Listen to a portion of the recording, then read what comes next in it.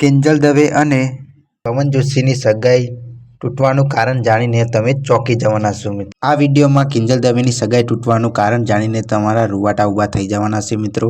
તો આ વિડીયો છેલ્લે સુધી જોતા રહેજો. કિંજલ દવેની સગાઈ પવન જોશી સાથે થઈ હતી. તે સગાઈ 5 વર્ષ સુધી ચાલી હતી. પછી તે સગાઈ તૂટી ગઈ મિત્રો. કિંજલ દવેની સગાઈ તૂટવાનું કારણ એક જ છે કે કિંજલ દવેના ભાઈ આકાશની સગાઈ પવન જોશીની બહેન સાથે નક્કી કરવામાં આવી હતી. એટલે કે હાટાહાટું સગાઈ કરવામાં આવી હતી. એટલે કે પવન જોશીની સગાઈ કિંજલ દવે સાથે નક્કી કરવામાં આવી હતી અને પવન જોશીની બહેનની સગાઈ કિંજલ દવેના ભાઈ સાથે નક્કી કરવામાં આવી હતી.